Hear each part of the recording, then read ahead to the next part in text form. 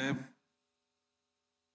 माननीय दुर्गाताई तांबे, माननीय रणजित देशमुख साहेब, त्याचबरोबर इथे व्यासपीठावर मार्गदर्शन करण्यासाठी आपल्या सर्वांना जे मार्गदर्शन करणार आहेत ते सत्यजितजी हांगे, कांबळे साहेब, इंद्रजित थोरात साहेब आणि त्यांच्या आपण विनंतीला मान देऊन आणि ज्यांनी हा अति उत्कृष्ट असा महिलांचं एक मोठं संघटित असा हा महोत्सव इथे आयोजित केला आहे, त्या या महोत्सवाचे आयोजक डॉक्टर जयश्रीताई थोरात आणि उपस्थित सर्व महिला माता आणि भगिनींनो, खरं म्हटलं तर आज महाराष्ट्रामध्ये एकीकडे एक वेगळ्या प्रकारचं वातावरण आहे, आपल्या सर्वांना कल्पना आहेत.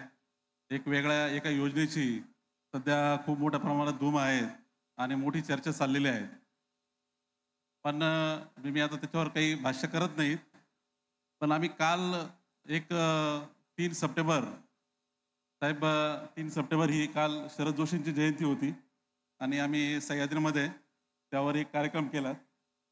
त्यामध्ये एक जो मुद्दा सर्वांनी मांडला की सगळ्या ग्रामीण भागामध्ये शेतकऱ्यांविषयी जे काही बोललं जातं आणि शेतकऱ्यांसाठी वेगवेगळ्या प्रकारच्या योजना शेतकऱ्यांसाठी किंवा ग्रामीण महिलांसाठी किंवा शेतकऱ्यांसाठी ज्या मांडल्या जातात, त्यातून जो काही आपण संदेश देण्याचा प्रयत्न करतोय की काहीतरी करतोय आपल्या ग्रामीण महिलांसाठी किंवा शेतकऱ्यांसाठी, आणि कोणत्या ना कोणत्या स्वरूपात योजना येतात, त्याचे काही भलावण केली जाते. पण खरी अपेक्षा काय आहे सगळ्या ग्रामीण भागातील प्रत्येक शेतकरी कुटुंबाची किंवा प्रत्येक शेतकरी महिलेची खरी अपेक्षा आहे, भीक नको, घामाचे घामाचे दाम. आम्ही आमचं रोजगार उभा करू, आम्ही आमचं कष्ट करू, पण त्याला योग्य मालाला दाम मिळतोय का आणि त्यातून आम्हाला एक सन्मानाने जगता येईल एवढं उत्पन्न आम्हाला मिळतंय का, ही खरी व्यवस्था सर्वांना अपेक्षित आहेत. आणि त्या दृष्टीने खरं म्हटलं तर प्रत्येकाने काम करण्याची गरज आहे. आणि आज जो इथे हा सर्व महिलांचा स्वयंरोजगाराचा हा इथं मेळावा भरवला आहे आणि सर्व बचत गटांचं एकत्रित आज हे 2 दिवसाचं शिबिर इथं आयोजित झालेलं आहे, त्यातून खऱ्या अर्थाने स्वयंरोजगाराची चळवळ आणि त्याचबरोबर प्रत्येक महिलेला सन्मानाने उभं करता येईल, त्यांना त्यांच्या पायावर उभं करता येईल, ही जी मूलभूत गरज आहे आपल्या फक्त ग्रामीण भागाची नाही तर पूर्ण देशाची, मला वाटतं ही मूलभूत गरज आहे की प्रत्येक महिलेच्या हातामध्ये तिला स्वतःचं उत्पन्न कसं तयार होईल, तिच्या हातामध्ये आर्थिक ताकद कशी येईल आणि त्यातून तिच्या हातात जर आर्थिक ताकद आली, तिला स्वतःचे निर्णय घेण्याची जर क्षमता तयार झाली, तर खऱ्या अर्थाने कुटुंब बदलू शकतं, कुटुंबाचं सगळं पुढच्या पिढीचं पूर्ण भविष्य बदलू शकतं आणि कुटुंबाबरोबर गावाचं आणि त्याचबरोबर राज्याचं आणि देशाचं पूर्ण चित्र बदलू शकतं. ही खरं ह्या चळवळीची ताकद आहे. मला वाटतं त्या दृष्टीने आपण या 2 दिवसाच्या शिबिराकडे बघायला हवं. खरं तर बचत गटांची चळवळ ही साधारण 20 वर्षापूर्वी बांगलादेशमध्ये तिथे मोहम्मद युनूस जे आता नुकतेच बांगलादेशचे पंतप्रधान झाले, त्यांनी साधारण 2000च्या दशकामध्ये सुरुवात केली आणि भारतामध्ये सुद्धा त्याच्यापासून प्रेरणा घेऊन मोठ्या प्रमाणात महिलांचे बचत गट तयार व्हायला लागलेत. आणि ते बचत गट म्हणजे पहिलं कर्ज एकमेकांमध्ये देण्यासाठी आणि त्यानंतर त्यातून काही रोजगाराच्या संधी शोधण्यासाठी हे गट कार्यरत व्हायला लागलेत. पण मागच्या 25 वर्षात जर पाहिलं तर बरेचसे बचत गट हे एकमेकांना कर्ज देणं म्हणजे आर्थिक उलाढाल त्यांच्यामध्ये जी काही पैसे देवाणघेवाण छोट्या प्रमाणात पतसंस्थेसारखं असे सगळ्या ते गट उभे राहायला लागलेत. पण त्यातून खरी ताकद जी आपण या गटांची जर पाहिली तर ती जेव्हा ते स्वयंरोजगाराकडे बघायला लागले, काही रोजगार तयार करायच्या दृष्टीने बघायला लागलेत, मग खऱ्या अर्थाने त्या महिलांचं सक्षमीकरण व्हायला लागलं असं म्हणायला हवं. आणि आज इथे संगमनेर तालुक्यामध्ये खऱ्या अर्थाने एक पूर्ण महाराष्ट्राला किंवा देशाला दिशा देणारा हा महोत्सव इथं होतोय की नक्की काय या बचत गटांची दिशा कशी असायला हवी, त्यांनी नक्की कोणत्या वाटेकडे जायला हवं. मला वाटतं हे आजच्या या 2 दिवसाच्या शिबिरामधून एक चांगल्या पद्धतीने मार्गदर्शन आपल्या सर्व महिला भगिनींना तालुक्यातल्या असतील पण पूर्ण महाराष्ट्रातल्या आणि देशातल्या सर्वांना होईल अशी अपेक्षा मी या निमित्ताने व्यक्त करतो. खरं तर बचत गटांची चळवळ नक्की कोणत्या दिशेने जायला हवी याच्याविषयी बाहेरचं कोणतं उदाहरण देण्याची गरज नाही. आपल्याच तालुक्याचं उदाहरण इथं खरं द्यायला हवं. आज आपल्या संगमनेर तालुक्यामध्ये दोन जे मोठे उद्योग उभे राहिले किंवा ज्यांनी संगमनेर तालुक्याचं पूर्ण चित्र बदललं, सर्व पूर्ण इथे या तालुक्यामध्ये दुष्काळी भाग असतानाही जी समृद्धी आली ती आली खरं तर जो इथे सहकारी साखर कारखाना उभा राहिला, आदरणीय स्वर्गीय भाऊसाहेब थोरात साहेब आणि त्याचबरोबर स्वर्गीय अण्णासाहेब शिंदे साहेब यांच्या पुढाकारातून साखर कारखाना, सहकारी साखर कारखाना हा जो उभा राहिला आणि त्या माध्यमातून 10,000 शेतकरी एकत्र येऊन आणि त्यांच्या सर्वांच्या भागभांडवलातून सर्वांच्या मालकीचा हा साखर कारखाना उभा राहिला. प्रत्येकजण ऊस उत्पादन करतोय, पण सर्वांची मिळून एकत्र प्रक्रियेची यंत्रणा उभी राहिली आणि त्यातून तालुक्याचं खरं चित्र बदललं.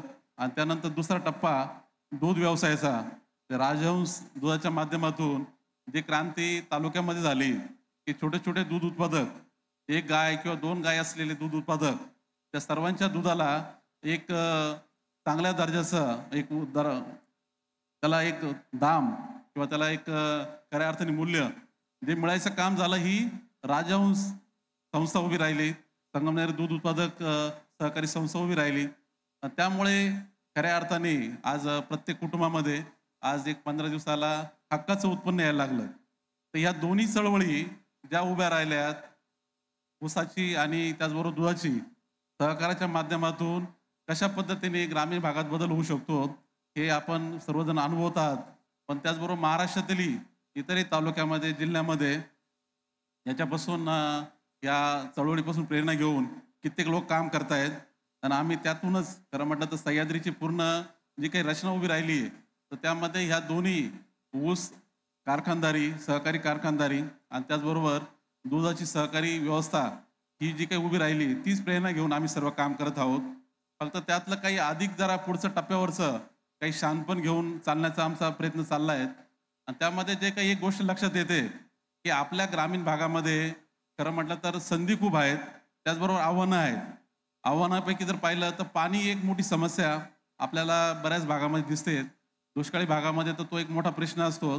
तर पाणी जे आहे त्या पाण्याचा कसा जास्तीत जास्त कार्यक्षम वापर करता येईल, आहे त्या पाण्यामधून जास्तीत जास्त समृद्धी कशी आणता येईल, जास्तीत जास्त संपत्ती कशी तयार करता येईल. आणि मला वाटतं त्या दृष्टीने आपण फळं आणि भाजीपाला या पिकांकडे बघायला हवं. आपल्या भागामध्ये सुद्धा बरेच लोक कांदा उत्पादन करतायत किंवा टोमॅटो उत्पादन करतायत. आणि शेजारच्या म्हणजे आमच्या नाशिक जिल्ह्यात आलात तर इथे ते फळपिकं पण मोठ्या प्रमाणात द्राक्ष, डाळिंब किंवा इतरही फळपिकं मोठ्या प्रमाणात होत आहेत. तर या सगळ्या फळ पिकांमध्ये जर पाहिलं किंवा भाजीपाला पिकांमध्ये पाहिलं तर खूप मोठी संधी जसं आपल्या दुधामध्ये आणि ऊसामध्ये आहे तर तशीच मोठी संधी आपल्याला ह्या फळ पिकांमध्ये, भाजीपाल्यामध्ये दिसेल. आणि त्या दृष्टीने खरं आता आपल्या ह्या महिलांचं जे संघटन होत आहे किंवा बचत गट उभे राहत आहेत त्यांनी त्या संधीकडे बघायला हवं. खरं तर म्हणजे आता बचत गटांमार्फत काय काय काम करावं याच्यावर किंवा काय काय त्यांना संधी आहेत मोठी चर्चा होत असते. आणि खूप वेगळ्या वेगळ्या प्रकारचे व्यवसाय आपल्या सर्व महिला भगिनी करतायत. छोट्या छोट्या प्रमाणामध्ये वेगवेगळ्या प्रकारचे काही फळं, काही प्रक्रिया असेल किंवा काही मग काही फूड प्रॉडक्ट असतील किंवा मग काही वेगळ्या प्रकारचे काही आपण गारमेंट्स असतील किंवा अजून काही इतर मग वेगवेगळ्या प्रकारचे उद्योग त्याच्यामध्ये मग काही आपण पत्रावळ्या तयार करण्यापासून असेल किंवा कलर तयार करण्यापासून खूप काही उद्योग सुचवले जातात.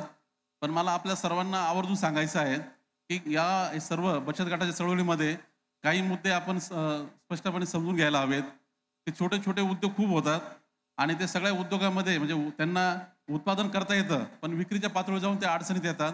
विक्री करायला गेलं तर छोट्या छोट्या बचत गटांना खूप मोठ्या समस्यांना तोंड द्यावं लागतं. आणि याचं कारण आहे की जसं छोट्या शेतकऱ्याचं जर पाहिलं तर त्याला खूप चांगल्यापणे उत्पादन करता येतं, म्हणजे त्याला पिकवता येतं पण विकता येत नाही. तर तशीच समस्या बऱ्याच बचत गटामध्ये दिसते. उत्पादन करता येतं, त्यासाठी कर्जही मिळतं, त्यासाठी काही तंत्रज्ञानही मिळालं, ट्रेनिंग मिळालं, पण विक्रीच्या पातळीवर जाऊन कुठेतरी अडचण येते. आणि प्रत्येक तुम्ही कोणतंही उत्पादन घ्या त्याच्यामध्ये तुम्हाला दिसेल की जगामध्ये मोठ्या मोठ्या संस्था, मोठ्या मोठ्या कॉर्पोरेट कंपन्या, मोठे मोठे उद्योग ते पण तुम्ही जे उत्पादन करता तेच करत असतात. म्हणजे एखादा कोणी प्रक्रिया करतोय, आपण एखादं फळाचं काही प्रक्रियाचं युनिट तुम्ही टाकलं किंवा एखादं तुम्ही आता काही पत्रावळ्या तयार करायचं युनिट टाकलं किंवा कोणी दिवाळीचं काही फराळ तयार करायचं किंवा दिवाळीमध्ये लागणारं लाइटिंग तयार करायचं, असे छोटे छोटे उद्योग करायचा प्रयत्न केला